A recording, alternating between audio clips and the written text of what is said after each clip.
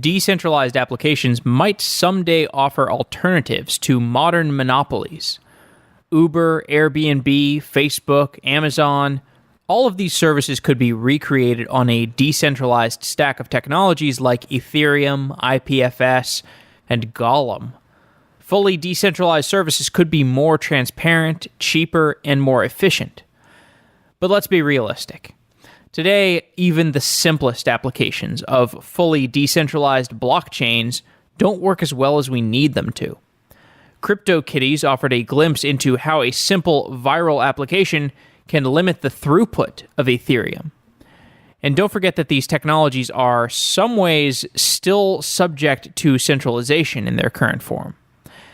Miners form the decentralized consensus layer, and that mining activity is physically centralized in large mining farms. The decentralized future is possible, but in order to get there, we will need to make progress on the low-level tools that such a world will eventually be built upon. And this is the realization that today's guest, Karl Floersh, had. Karl is a researcher for the Ethereum Foundation, and he was initially excited about the prospect of decentralized apps, such as a decentralized Uber. But as he looked more closely at the space, Karl realized how early we are and how much work there is to be done on foundational technologies. Proof of stake is the central topic of today's discussion. Proof of stake is a consensus mechanism that is an alternative to proof of work. In proof of work, miners race to validate blocks of transactions. This results in duplicated effort and perhaps wasted energy.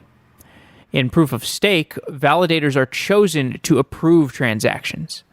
These validators lock up an amount of currency that they are willing to stake. If a validator acts badly, the validator will lose their entire stake. This mechanism could be more efficient than proof of work, and we will explain why that is in this episode. If proof of stake does function, it could lead to a faster, truly decentralized Ethereum blockchain. And that's a remarkable potential outcome. If you're interested in checking out our open source community, you can go to github.com/softwareengineeringdaily, or you can download our apps to check out what we're working on. You can check out softwaredaily.com to find those apps. We've also got meetups coming up in New York and Boston and also in LA eventually. So if you want to follow our meetups, you can go to softwareengineeringdaily.com/meetup. And with that, let's get to this episode.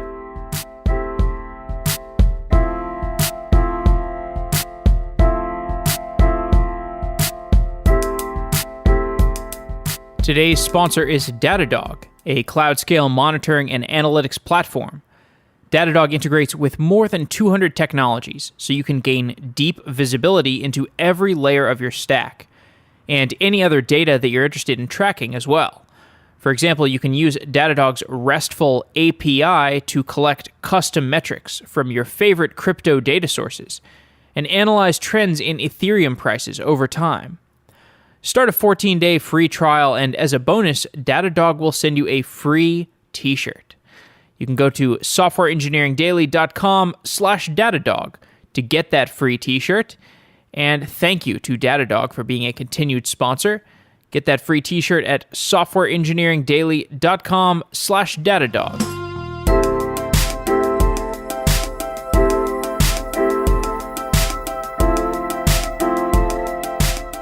Karl Floersh, you are an Ethereum developer. Welcome back to Software Engineering Daily. Hello. How's it going? It's going great. It's really good to talk to you.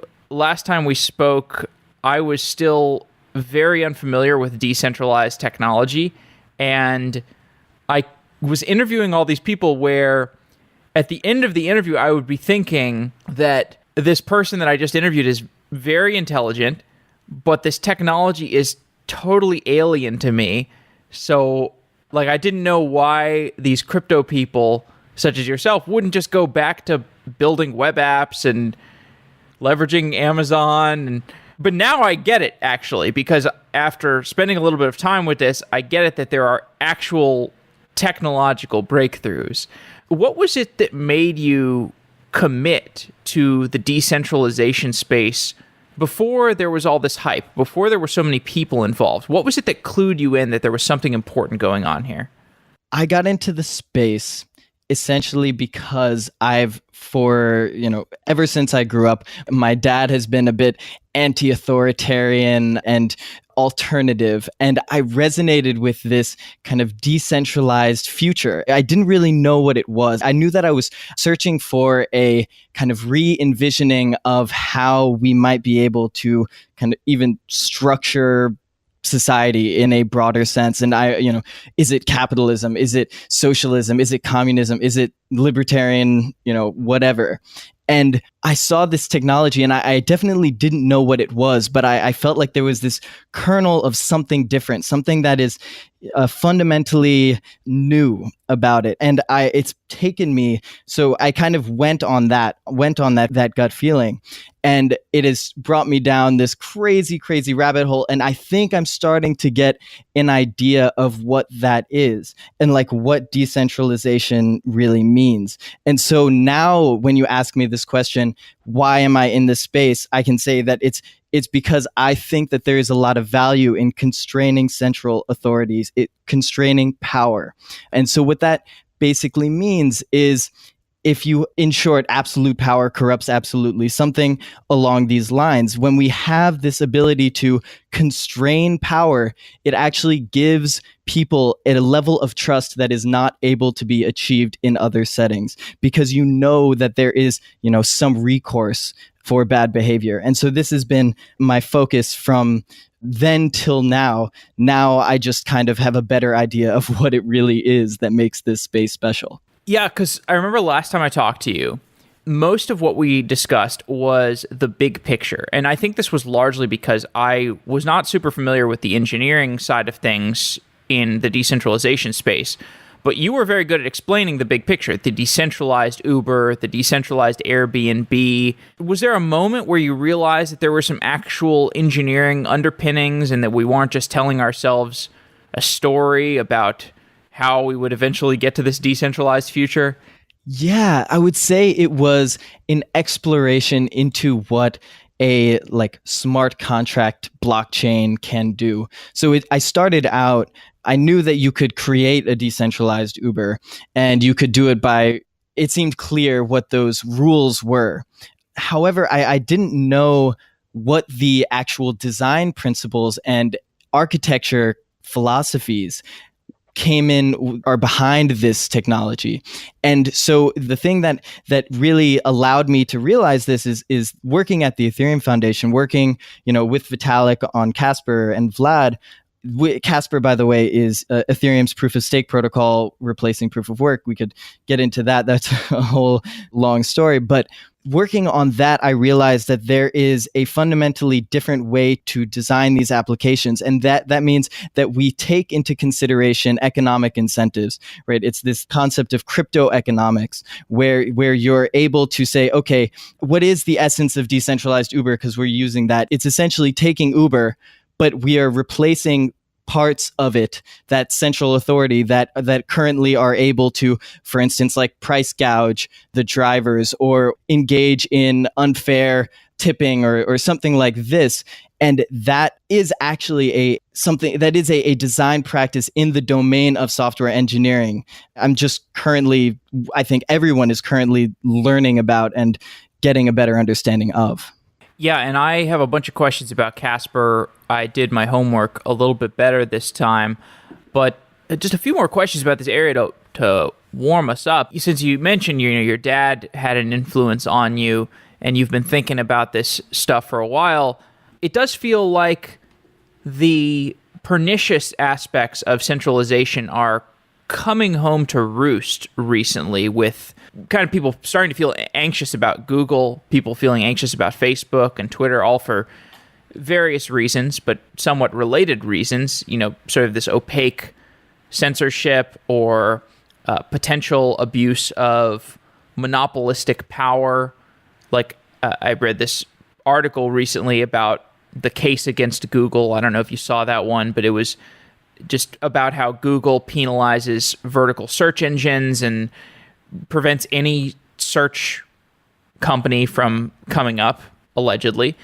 One thing I wonder about is if you have a sense that there needs to be any kind of regulation, or because what I love about the decentralization world is you can look at this and you can play this out into the future in like 5 or 10 years, and it doesn't really seem like there's anything that a Google, for example, could do to obliterate the world of decentralization, coming up with basically a full stack that is an alternative to the Google world.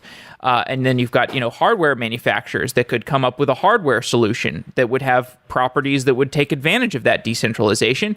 I think I remember seeing, actually I heard a comment from Vitalik, the Ethereum founder, and he said his main concern, he's pretty optimistic, but his main concern is Google working with the US government to come up with like a cryptocurrency that everybody just defaults to, which I guess that would be problematic. That would be potentially like, oh, that's worrisome for the decentralization space. But I just think it's funny because it seems like the Ethereum folks are the ones who have the best chance right now of building an alternative to the Google world, and they don't seem to even think about regulation. They don't seem to care about regulation. They're like, let's just build something better. Do you feel like regulation is something worth considering in our centralized world? I think that regulation absolutely will shape the ecosystem moving forward. And so a restrictive regulation may really hinder a lot of progress, and it may hurt the actual the development of this space. So I definitely do think that regulation plays a key role. You're thinking about like regulation of ICOs or stuff, like in regulation against the cryptocurrency space. That's what you're thinking about. That's what I was thinking about. What regulation were you thinking about? Because there were multiple things there that I definitely would like to touch on, but... Of course, yes. Well, so I guess there's certainly two questions. Well, I was thinking more in the everyday conversation of, do we need to regulate Google? Do we need to regulate Facebook because they're abusive monopolies that are preventing people from starting rival businesses? So I guess that's one side of things. I hadn't even thought about bringing up the ICO or cryptocurrency regulation space, but you can feel free to address those separately or in a way that ties together if you like. Okay, yeah. So there is... Regulation is in some ways the same or similar domain as cryptocurrency. And I'm talking about now regulation of like Google and Facebook, et cetera, right? Regulation is a constraint on some kind of authority, some kind of power. Where you were describing, Google has these monopolistic business practices, allegedly, and a response to that could be, okay, the government needs to now regulate Google. However, I believe, especially these days with technology moving so rapidly, a better option is very likely going to be cryptocurrencies and the kind of self-imposed regulation in these design principles, right? The constraint on power. So if I were to design a Google, maybe there would be some economic incentive which prevents this monopolistic power. Now, at the same time, you are absolutely right that you touched on Vitalik's, fear of the United States government and Google coming together to create a currency. I would say that the biggest threat to cryptocurrencies right now, most likely, the one that resonates most with me at the very least, is this idea where a decentralized technology, right, this decentralized tech, which has enabled a different kind of trust than we've ever seen, that kind of gets co-opted and corrupted and re-centralized, but packaged as a decentralized platform. There is the possibility of a future where we get most of the decentralization that, for instance, Ethereum is working to provide, but we get most of the trust that people are using from these platforms. In other words, the ability to deploy a smart contract and know that it's not going to be censored or whatever. But then there's still like the master keys held by some central organization. And that would be super scary because there's so many new people getting into the space. There is the possibility that a centralized system that claims to be decentralized is actually used, or maybe that I don't really need to go down all the different hypotheticals, the thing that Vitalik said being one of them, but this is definitely scary, right? Because the thing that I'm excited about is the new design principles, the new architecture, the new web stack that we can create, and that is crafted such that central authorities do not retain absolute power. That's the exciting part. And if we convince people that oh no, central authorities don't have absolute power, but in fact they do have some kind of bad sway, that gets really dangerous, because then you get the kind of the oppressive state that you don't even know is oppressing you. The 1984 scenario. Yeah. I think this will have a relation to our conversation, because the way that Bitcoin, well, I guess, and Ethereum, if I am correct, are arranged right now is you basically have an AWS type of entity that is managing the consensus, which is the collection of mining organizations where all of the validation work is being done. And if somebody took control of all those miners, you could really disrupt the network. Is that accurate? Yeah, absolutely. I could continue. This is my specialty in a lot of ways, right? Please. No, please. I mean, we'll get into the mechanics of proof of stake and why that is perhaps an alternative that leads to a more pleasurable form of consensus with less dangerous centralization. But yeah, I mean, go ahead and address that point from a high level. Yeah, I mean, from a high level, of course, the point of these systems is that, okay, you design some incentives, and these incentives under normal circumstances or under even extenuating circumstances will produce results that you find desirable. And that means, in this specific case, creating a single blockchain, a single record of history that is, not censorable. In other words, you can't, censor new transactions, or that cannot be reverted. So you can't actually, buy a house and then have your house, the money kind of reverted or the record reverted, either one. And so these are the properties that we want to maintain with proof of work as it is today. And you're absolutely right that a system that is designed, architected to be decentralized doesn't necessarily mean that it is uncorruptible. And that is actually kind of the point. This is kind of what I was getting at with saying that, okay, there's something that can masquerade as a decentralized platform, but in fact be a centralized platform. But yes, we are working with proof of work today. And as you said, we're working also to replace it with Casper.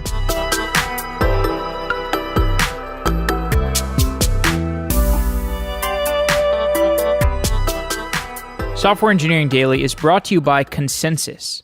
Do you think blockchain technology is only used for cryptocurrency? Think again.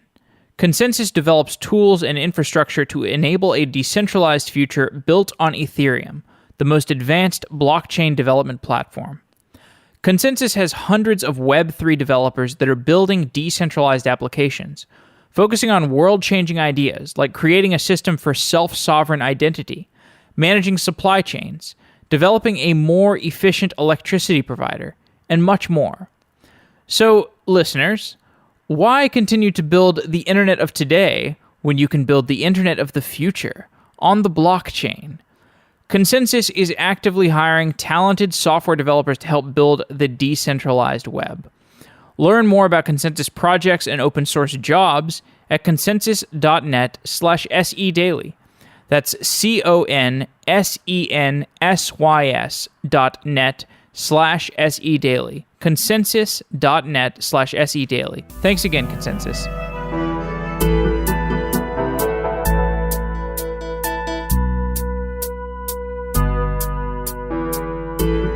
So proof of work is a mechanism we've explained several times in recent episodes, but to abbreviate it, you have all these transactions that people are making throughout the world, and then the different miners have pools of transactions, and they pull from those pools of transactions, and they are racing to solve a cryptographic puzzle associated with a collection of transactions at any given time.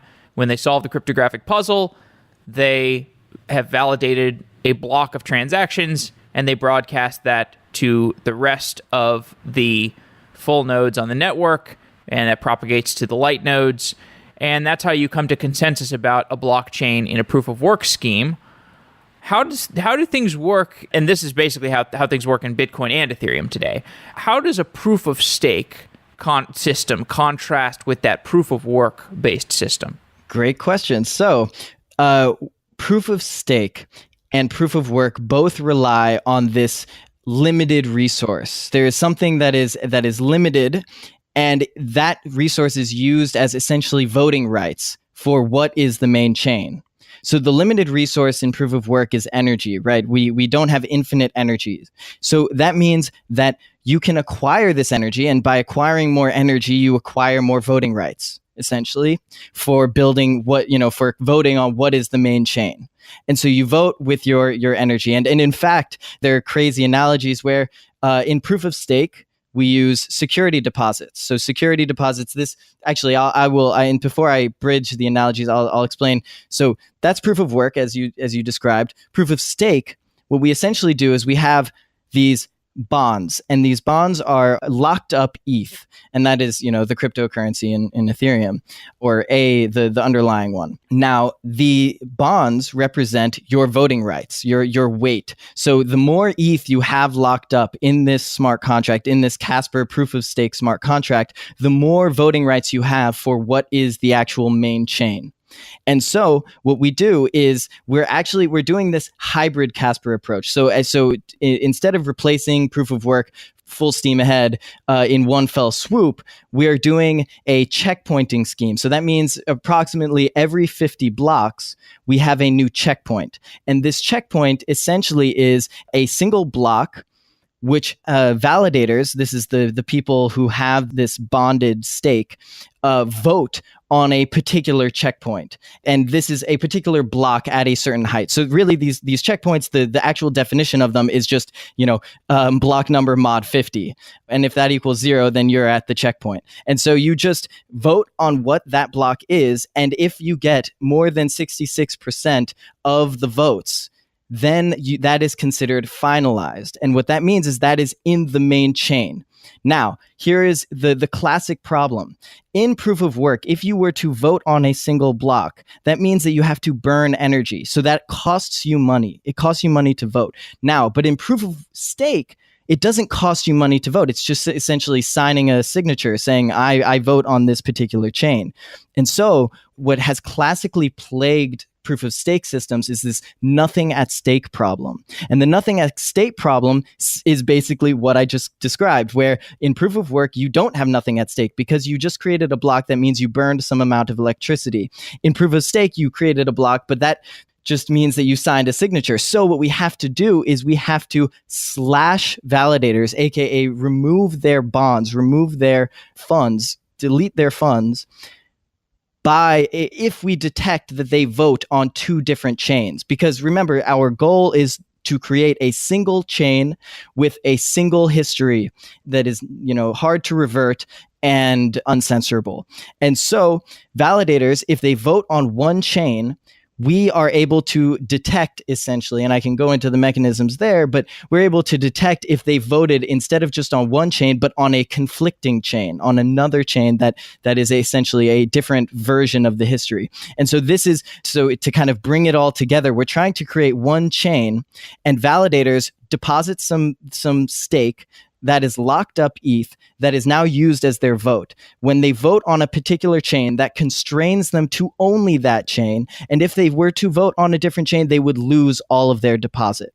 And so this mechanism, hopefully you can start to see it, this mechanism basically says, okay, let's say you vote, you're voting over and over on block after block, you're able to form a single chain that is very difficult to revert. So before the checkpointing, you've got these blocks that are accumulating. Are there disjoint chains that are developing, and then you have different chains that are being voted on at that checkpoint, or do the different validators have some system of keeping their chains aligned?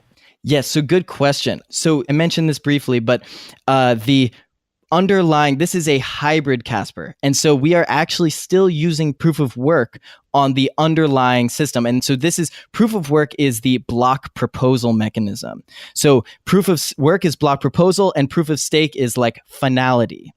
And the block proposal mechanism is exactly doing what you said. Proof of work, you're burning electricity to create a block, which means that miners have this incentive to build on the longest chain because then it's a higher chance that their block is included. And so you build up this single chain, and then validators are confirming that chain, confirming that proof of work chain.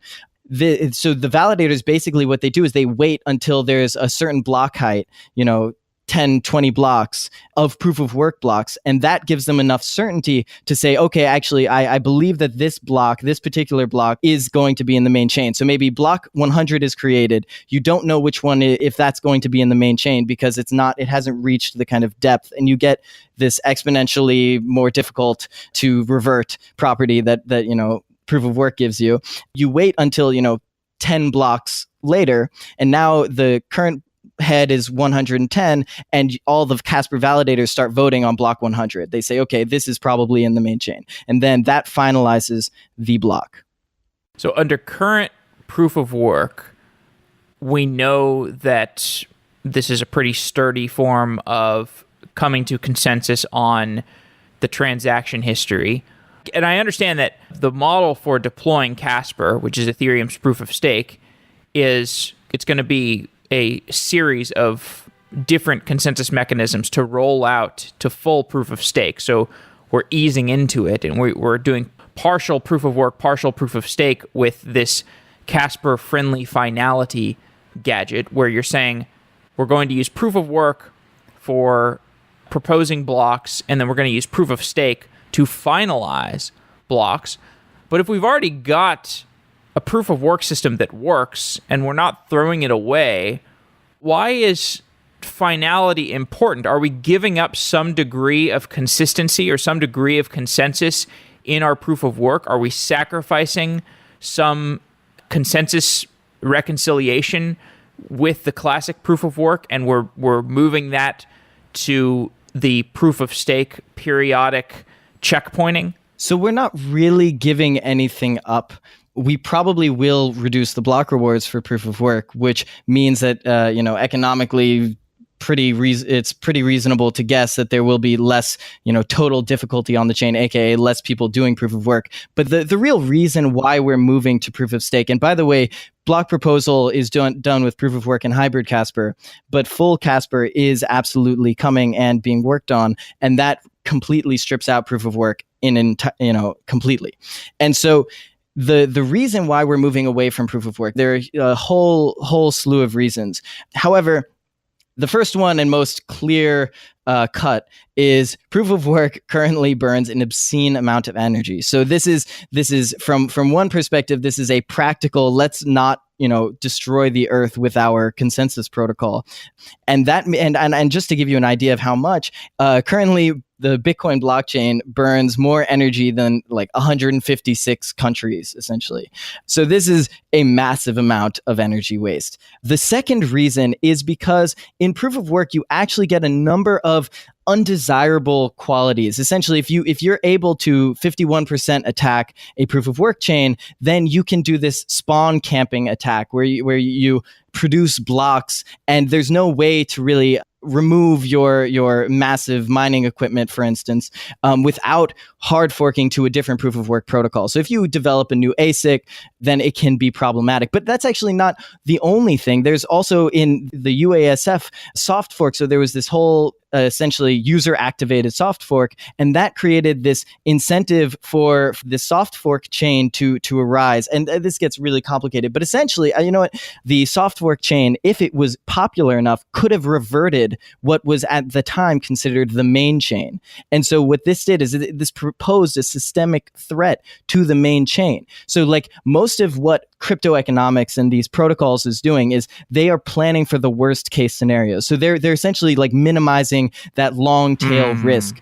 And when I talk about these things, it may sound, oh, that sounds like a crazy thing. Why would that ever happen? Well, that's what we're trying to plan for. And that's why you trust the protocol, is because we have a plan for each one of these terrible circumstances.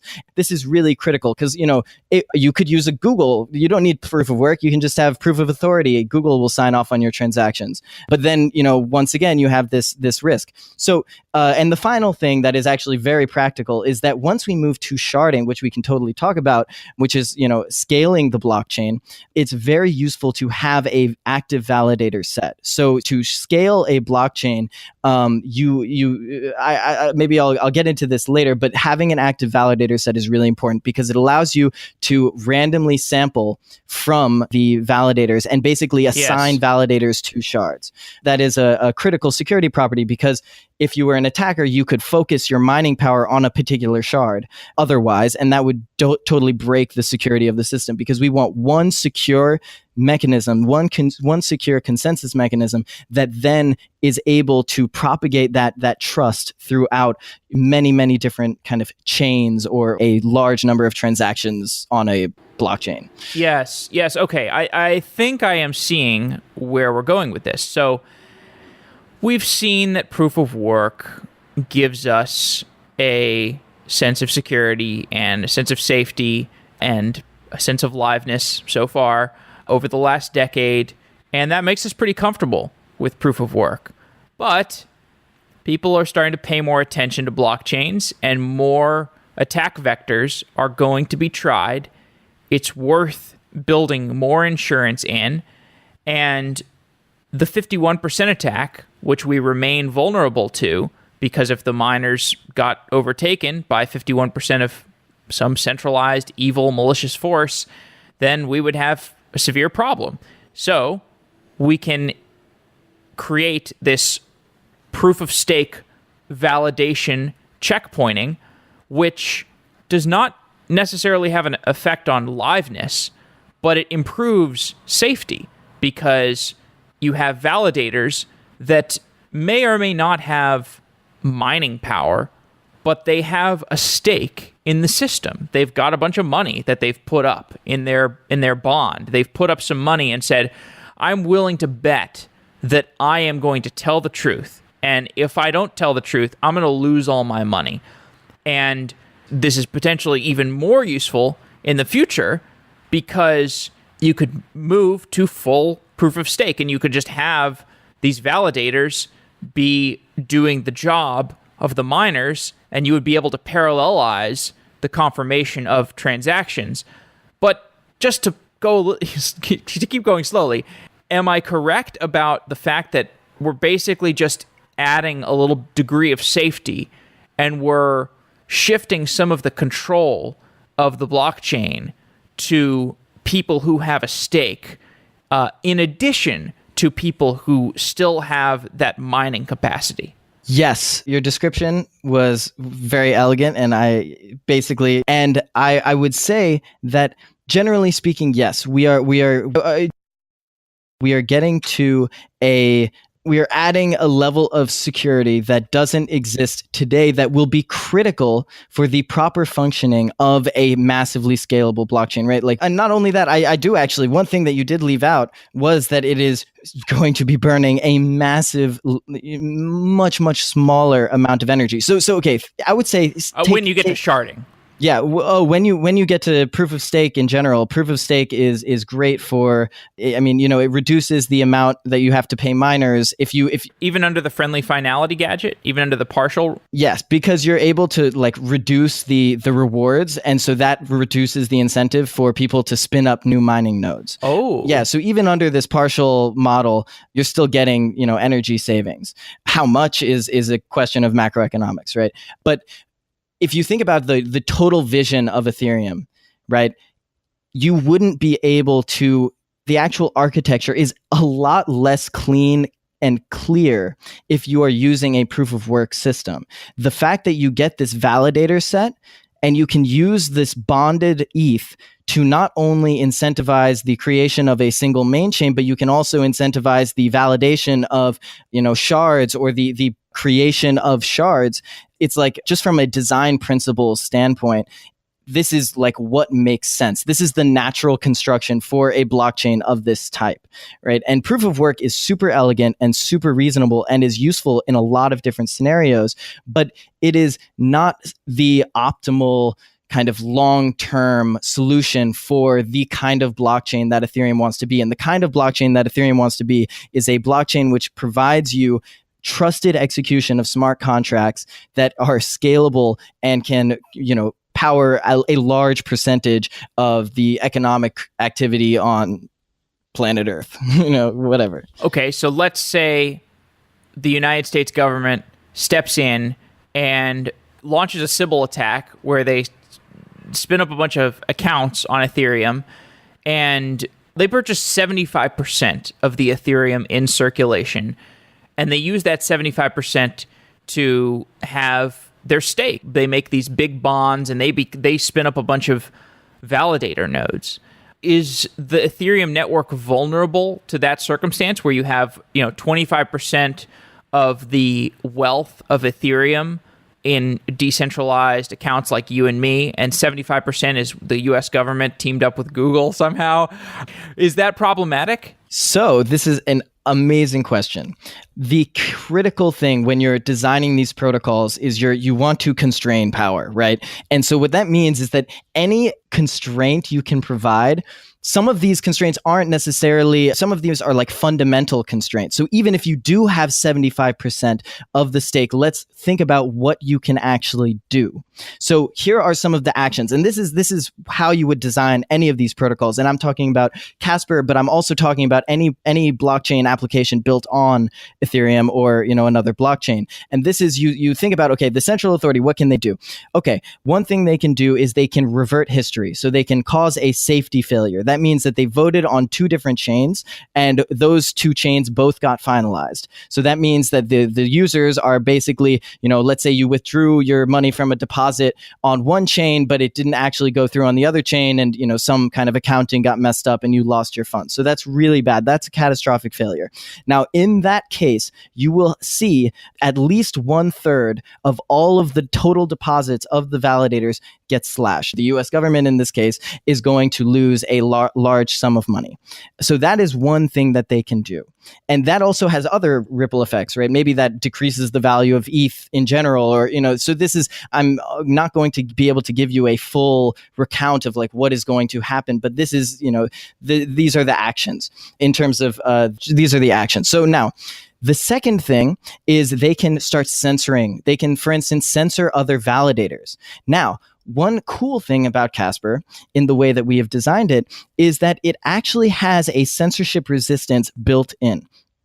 So how this works is if validators detect censorship, then what they can do is they can actually create a soft fork. So they can start mining their own chain, a chain that is not censored because the censoring party is on the main chain. Now, what this soft fork can do is automatically, without even a hard fork, without having to, cause a, big social change where everyone updates their clients to remove the US government's coins, validators on the censored chain will actually be able to, they lose money. So everyone's losing money well, not everyone, but the US government, let's say they have, 75% of stake. So their chain is working seemingly normally, but the censored chain is not. From the censored chain's perspective, it's a little hard to get your head wrapped around this stuff. But now from the censored chain's perspective, the validators who are online, so the censored ones that were leaving, they are going to be losing money, but they're losing money at a much less rapid rate than the offline validators, aka the US government. So the US government is losing money very rapidly, and the online validators from that chain, the censored ones, they're gaining money in proportion. So eventually what will happen is that, that 25% of censored validators is going to become 66% eventually of the total bonded stake. And at that point, there is the potential for two chains to be finalized. Now, what that means is this is kind of a leaking mechanism where a censoring majority is actually leaked out of the validation role. And the reason why this is important for a number of things is what we're doing is we're analyzing the incentives for all of the different parties involved. And so one incentive that's actually pretty cool is if you believe that the censored chain is more or will win, right? And one chain is more valuable than the one chain is going to have all the value, then there's actually this incentive for you to defect from the censoring chain, the government-owned blockchain. And so even in the case where and so all of this combined, even in the case where the government is going to be, let's say, reverting finality, or it's going to be censoring other validators, even in these cases, they are constrained in what they can do. They have these disincentives, they have these mechanisms, these checks and balances, which keep them in line. And that is an incredibly powerful thing, not only because in the case of catastrophic failure, we have a plan of action, but also because it discourages that catastrophic failure from ever happening. And that is what we're trying to do when we build these blockchains. We are trying to reduce the risk of catastrophic failure.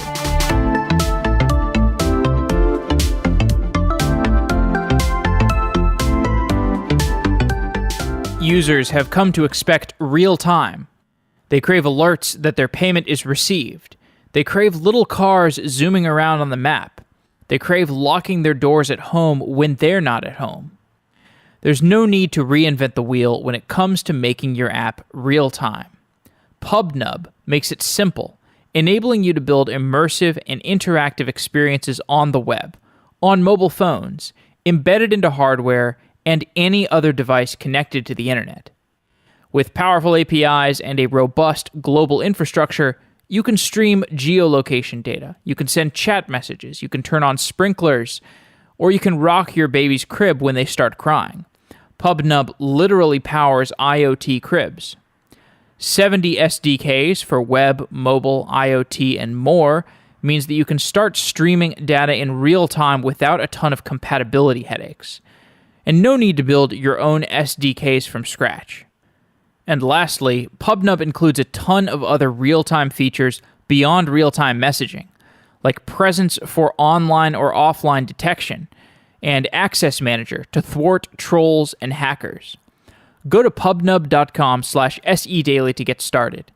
They offer a generous sandbox tier that's free forever until your app takes off, that is. pubnub.com/sedaily, that's pubnub.com/sedaily. Thank you, PubNub, for being a sponsor of Software Engineering Daily.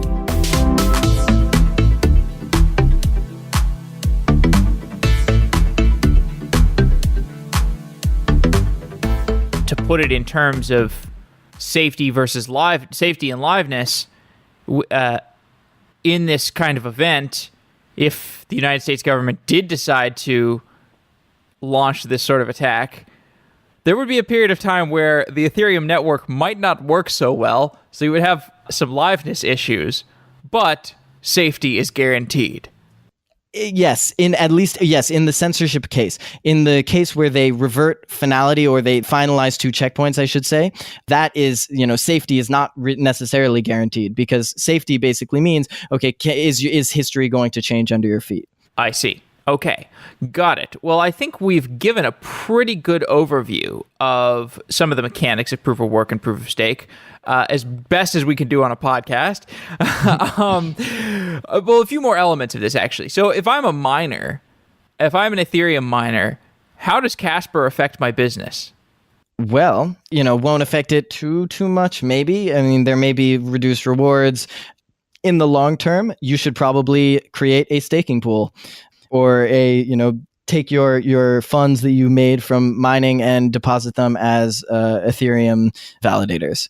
So it is a pivot, but you can put your mining hash power on something else, mine Zcash or some other chain. Or start a cloud provider. Why not? 100. Yeah. So what's the rollout plan for Casper? Because I know we want to talk about sharding, and we want to talk about how we eventually get to full-on proof of stake. So we talked about this proof of work with proof of stake. How do you get to the full-on Casper proof of stake deployed for the entire network? That's a good question. So essentially, we're starting out, we just released a testnet, and in fact, there are now multiple clients that have the hybrid Casper code implemented, which is super exciting. And so then the first step is getting hybrid Casper deployed onto the mainnet. And eventually that will require a hard fork. And the general idea is that you can then reduce the mining rewards over time and increase the staking rewards over time and get to a point where you finally replace the block proposal mechanism entirely. And that is with one possibility, which is reasonable, is essentially these votes, they become blocks. And maybe they become blocks on different shards. This is the area of more specification and research, and not 100%, strictly defined like the hybrid Casper, but it is something that we're kind of working on as we also work on sharding. Okay. Well, let's get into sharding. So we've talked about the resilience benefits of building a blockchain with proof of stake. What are the upsides? How is this going to move us to a world from AOL to, well, I guess I should say from dial-up to broadband, from default slow to default fast and performant? Yeah. So essentially, when we have this validator set, and even before then, what we're going to do is we're going to begin we're already working on a sharding client, a sharded Ethereum client. And so the general idea is you have this validator set, and the validator set is randomly sampled and assigned. Each validator is assigned a block on a new shard. Now, the key behind sharding is what we want to do is we want to scale the blockchain while preserving decentralization. So what does that mean? That means that you can scale a blockchain a number of ways. You can scale a blockchain by making huge blocks that are very computationally difficult to compute, and that only can be done by a AWS server or a quantum computer or whatever. That is scaling but not maintaining decentralization. The way we need to scale, if we want to fulfill this kind of Web3 crypto economic vision, is we need to scale while still allowing every laptop computer the ability to validate the network. We want to create a system where all the participants are, small, relatively speaking, weak computers, but that combined creates this resilient and secure blockchain and scalable blockchain. And so the way we're doing that is we say, okay, validators, you don't actually have to download all of the blocks from all of these different shards. So think about each shard as its own blockchain, and validators are building blocks on those blockchains. Now, we don't want the validators to hold all the blockchains on their computer, because remember, Ethereum currently runs on a laptop computer. If you were to run 100 Ethereum side by side on your laptop computer would just explode, right? So not really, but the way that it works is these validators are able to be assigned a particular blockchain. They validate to check to see if it is valid, if those blocks are available. And once they see that the blocks are available, if they are available, they build on the longest available chain, the longest basically chain that they can download. And so what we're actually doing is we're separating out this validation from the block proposal. So you'll now also have, you have two classes of citizens. You have this validator that's checking that blocks are available, and then you have this block proposer, which is downloading all of a single chain, which is basically what an Ethereum client does today, and proposing new blocks on that chain and, executing transactions, basically bundling up transactions into blocks. And validators are saying, okay, is that block available? Can I download all of it? Does it make sense? Let me include it in what I believe is the next step for this particular shard. And so what that does is that means, okay, now we're able to build 100 different shards, which is what we're starting out with, 100 different shards, while still maintaining this property that every validator, every participant is running on a laptop. It's just to drive the point home a little further for the efficiencies of a sharded blockchain. So today's blockchain validation mechanism, you've got miners racing to validate similar blocks of transactions. So each of them has access to a mempool. The mempool is roughly the same, and they're probably going to pull out similar transactions from the mempool and decide which of those transactions go into a block. And all of the miners are competing to solve not exactly the same puzzle, but a very similar puzzle, and they're racing to validate overlapping transactions. So basically, out of n miners, n minus one are going to have their work essentially go to waste. I mean, it's arguably not going to waste because this is the only system that we know from empirical data works to keep a blockchain consented upon in a safe way. But that's just empirical data, which is why going to proof of stake makes a whole lot of sense to me, at least trying it out, because the only way to get empirical data is to run the experiment. But just emphasize, well, I guess talk a little bit more about it. So because with proof of stake, you don't have to have everybody doing duplicate work. You can actually divide up the work safely. So really emphasize why this is important. Why is it so important that with proof of stake, we are dividing up the mempool and we're not having this duplicated work? How much savings for time and energy are we getting here? So essentially, the current Ethereum blockchain runs, around 15 transactions per second. Now, with sharding, eventually, we will be able to run, thousands of transactions per second, 10,000 more, whatever.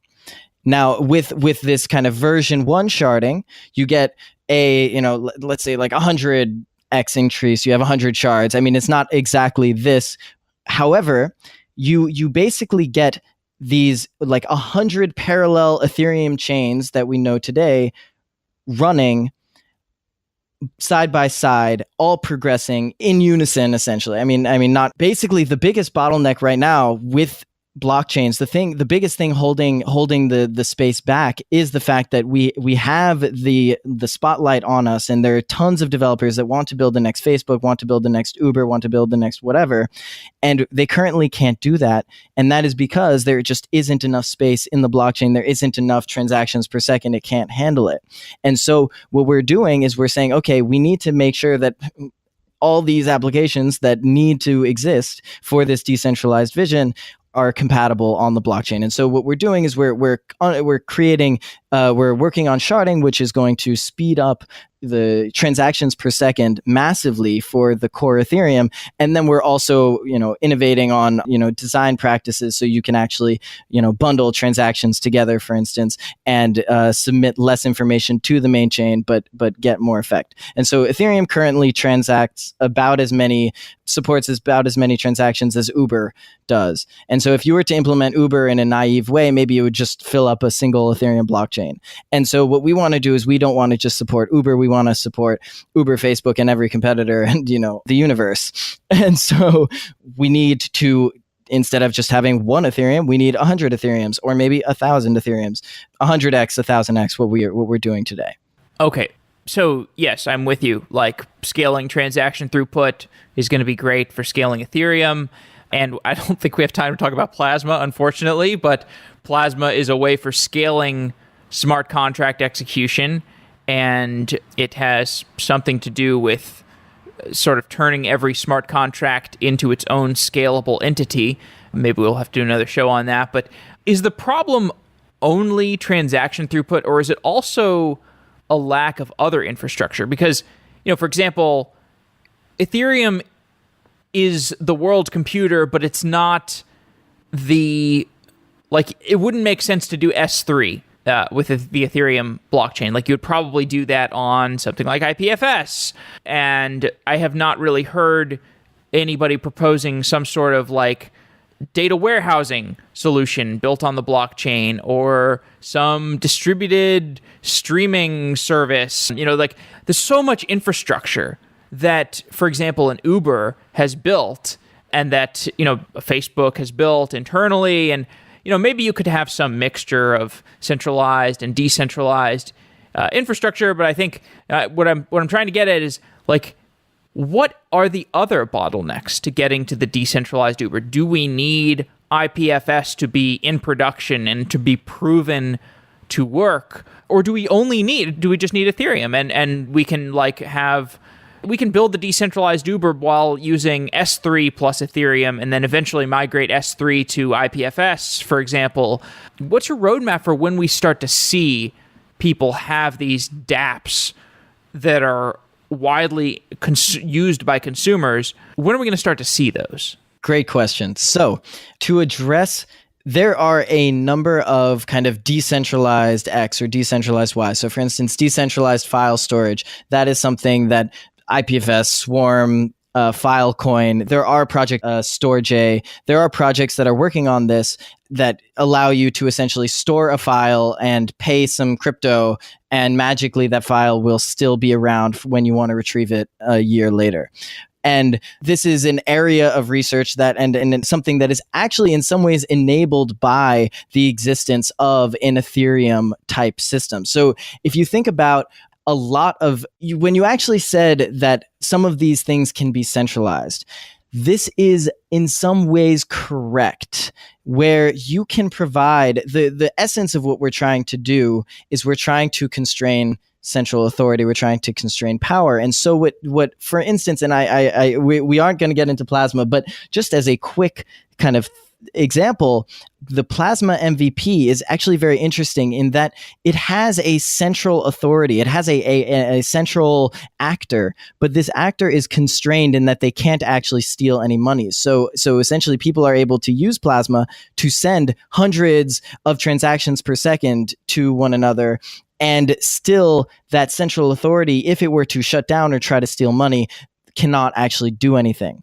It won't succeed in taking anyone's money. The money that is on the Plasma chain just leaves the Plasma chain and goes back to the main Ethereum chain. And so the application stack that you're describing is going to be a product of the creation of this, decentralized file storage. It's going to be the creation of better programming languages for, smart contracts. It will be ZK snarks and starks and, cryptographic primitives that we can use, accumulators, and it will be also like the design principles of where you put your authority, who you trust, and how much you trust them, and in what ways you constrain them, and how that defines the way you trust them. And so this is and maybe even an example of a decentralizing factor is the moving towards these client-side web apps in the most almost mundane way, where you have the application is just running on your laptop instead of running on a central server and spitting out HTML. And so all of these pieces come together to form the decentralized web, and that is what we're going to see, and what we're starting to see the formation of. But it does require a huge amount of work from developers, from tool creators, from even architects to pioneer ways to build these systems. And it's going to be a big effort. All those things that I listed, those are things that need active contributors. So please contribute. All right. Well, I think that's a good place to wind down the conversation. Karl, it's really great talking to you. We touched on a lot of different things. I think we'll have to do another show in the not too distant future. Sounds good.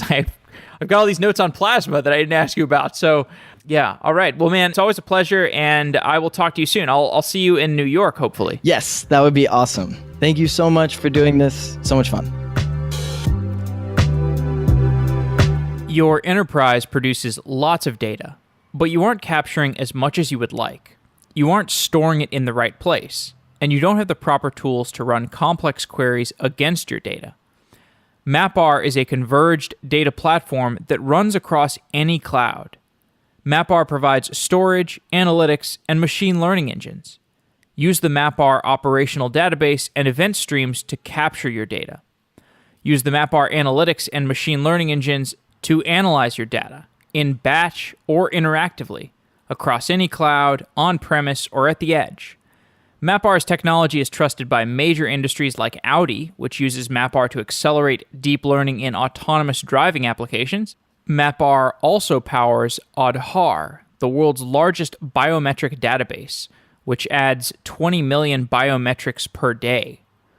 To learn more about how MapR can solve problems for your enterprise, go to softwareengineeringdaily.com/MapR to find white papers, videos, and ebooks. MapR can leverage the high volumes of data produced within your company, whether you're an oil company like Anadarko or a major fintech provider like Kabbage, who uses MapR to automate loan risk and has done $3 billion of automated loans to date. Go to softwareengineeringdaily.com/mapr to find out how MapR can help your business take full advantage of its data. Thanks to MapR for being a sponsor of Software Engineering Daily. Wow.